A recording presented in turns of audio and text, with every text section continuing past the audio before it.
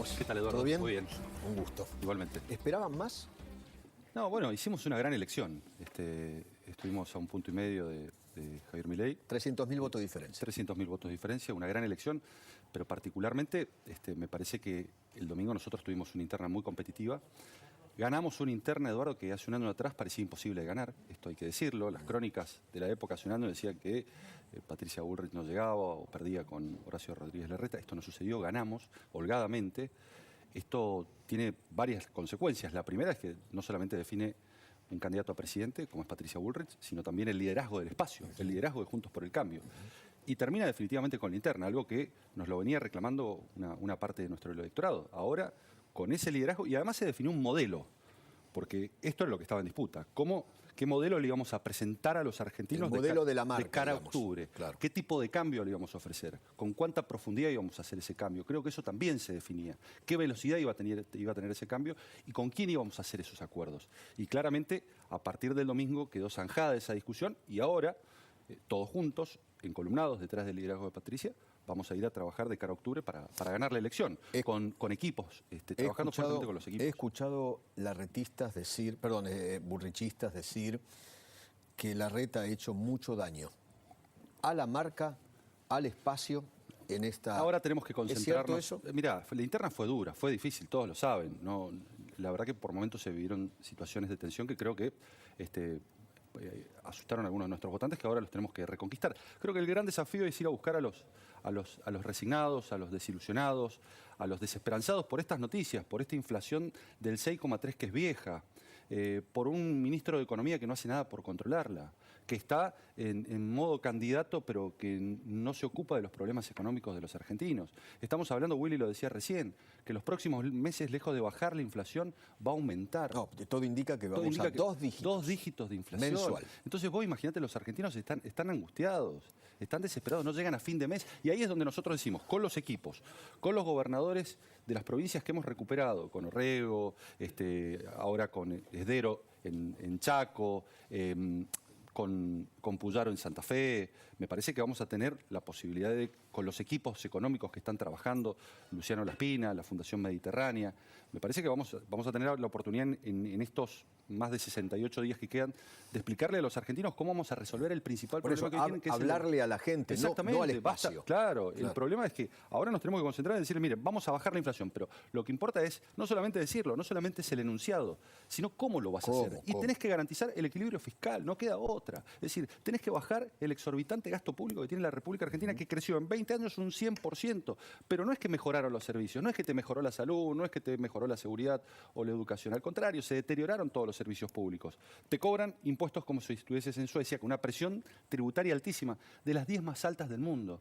Y eso hace que la producción, que los que trabajan, tengan la cabeza pisada por el Estado, pero te los devuelven en servicios como si estuviésemos en Haití. Entonces, hay que equilibrar los gastos del Estado. Por eso Patricia plantea, desde el minuto 1, y esta era una de las velocidades del cambio, un presupuesto equilibrado, un presupuesto sin déficit, para que retomemos la senda del equilibrio fiscal y eso posibilite, entre otras cosas, bajar rápidamente la inflación. Luis, una devaluación tremenda, un sablazo a los argentinos, 22%, sí, de un día para el otro.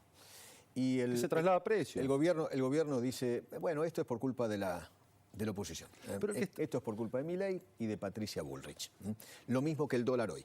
Pero que se hagan cargo, Eduardo. A ver, hacen 3 años y medio que vienen gobernando este país y lo único que han generado es más inflación, es más planes sociales, es más desempleo. Lo único que ha crecido es la pobreza, el empleo público en este país.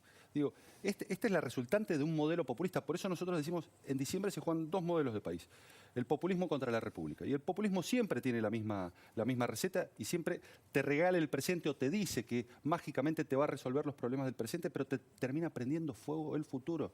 Y no solamente te están prendiendo el futuro, sino que este presente ya lo están hipotecando. ¿Y usted mete en el populismo a Milei? Mirá, yo no lo meto en el populismo a Milei, pero me parece que nosotros sí tenemos la garantía de tener un equipo y sí tenemos un liderazgo de convicción que sabe lo que se tiene que hacer en la República Argentina, como es Patricia Bullrich. El populismo claramente lo encarna el kirchnerismo y esto no lo tenemos que olvidar nunca, porque decían que se iban para siempre y volvieron en el 2019. Entonces, no tenemos que olvidar nunca que estos tipos buscan perpetuarse en el poder cualquiera sea el tiempo que esto lo digas. Entonces, hay que desconfiar. Yo creo que el gran rival a vencer en las próximas elecciones es el kirchnerismo, que busca cooptar la justicia. O fíjate, en lugar de estar preocupados por resolver el principal problema que tienen los argentinos, están preocupados por la jueza Figueroa. Nunca les importó la economía, nunca les importó resolver el problema inflacionario, porque licuaban salarios y licuaban jubilaciones. Les importaba la impunidad de Cristina Fernández de Kirchner. Y la agenda de corrupción tiene que estar presente, porque de eso va la Argentina también, porque la saquearon, porque se la llevaron a la República Argentina, el kirchnerismo durante 12 años. Entonces también tenemos que hablar. Y la agenda de seguridad también tiene que estar presente. Luis, ayer estuvo sentado en ese lugar Javier Milei. Y él contaba que uno de los primeros en llamarlo para felicitarlo por el triunfo fue Mauricio Macri. ¿Eso perjudica? No, está bien. Yo creo que el presidente Mauricio Macri está en todo su derecho de llamarlo y felicitarlo, y es lo que corresponde. Yo no creo que perjudique, porque me parece que la discusión no pasa por saludos o llamados o felicitaciones. La discusión que nos vamos a jugar los argentinos es cómo vamos a resolver los problemas y fundamentalmente de qué manera. Importa mucho el cómo. Porque quizás todos estemos de acuerdo en el qué. Hay que ir al déficit, hay que superar el desequilibrio fiscal y hay que ir al déficit fiscal cero. Ahora, ¿cómo lo vas a implementar?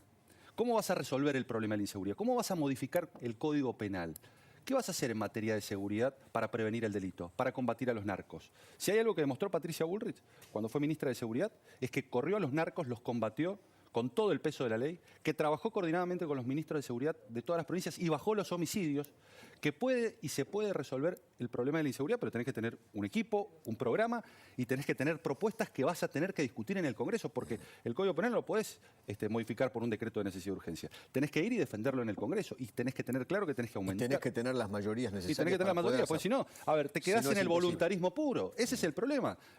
O en el aplazamiento. ¿Y con quién creen ustedes que en el Parlamento, no solamente por el tema de seguridad, en lo económico, en lo que ustedes piensen, van a hacer acuerdos? ¿Con quién? Bueno, a ver, en muchos casos los haremos con partidos provinciales. Pensemos, por ejemplo, el Movimiento Popular Neuquino o los Misioneros. Y en algunos casos probablemente nos podamos poner de acuerdo con Milei en todo lo que tiene que ver con la reducción del gasto público. Yo desconozco las propuestas de seguridad de él.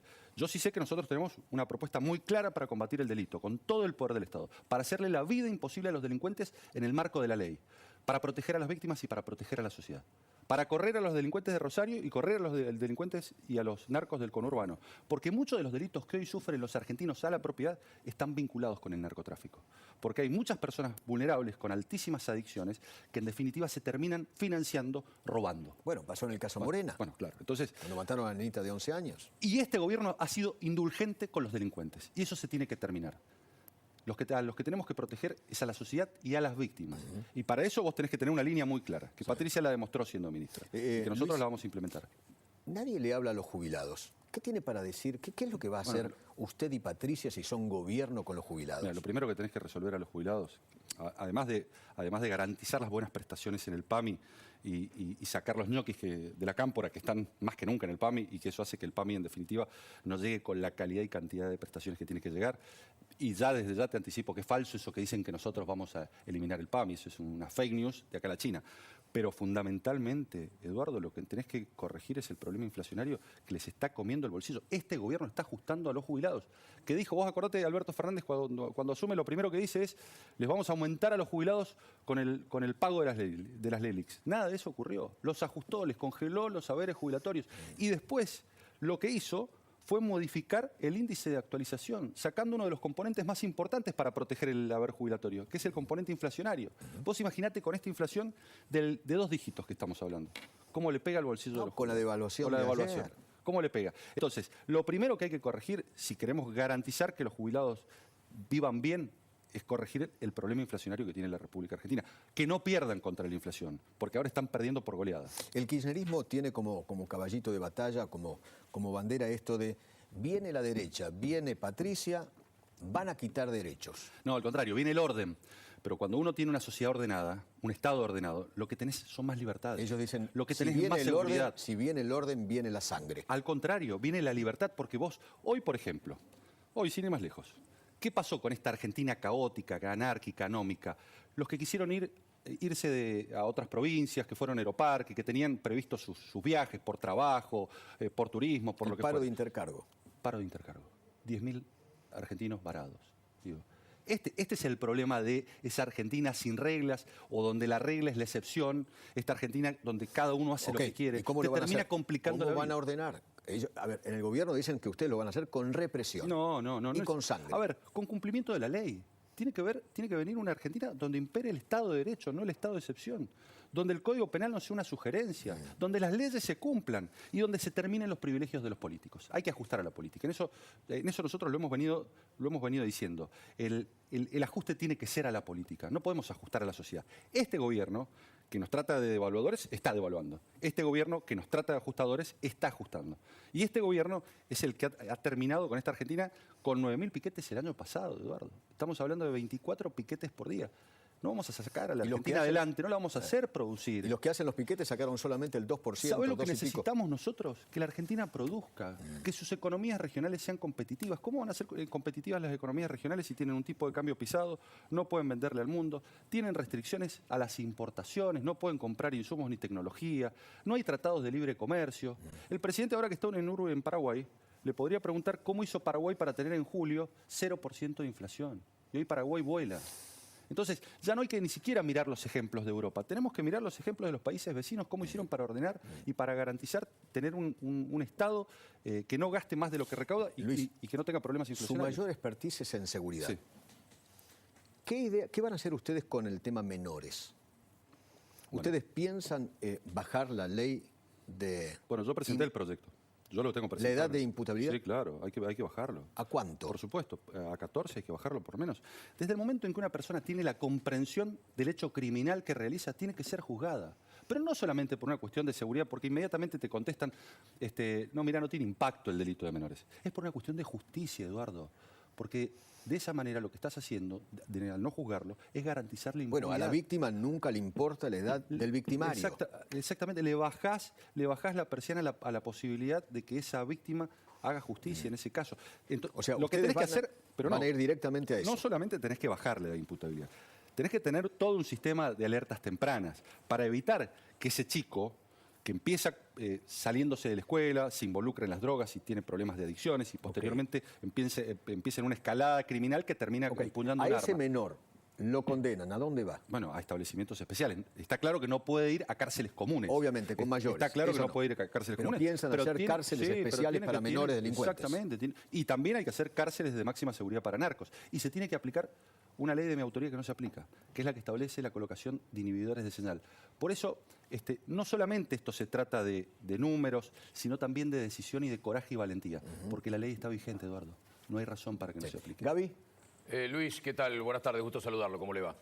En el año 17, recuerdo, se promovió una ley que es muy conocida inclusive en los penales federales, que es la ley Petri, la ley que lleva su nombre allá por mediados del 17, que inclusive ajustó e impidió que determinados condenados por algunos delitos graves, por supuesto, gocen de libertad de condicional, salida transitoria, en tiempo mucho más corto de lo que existía.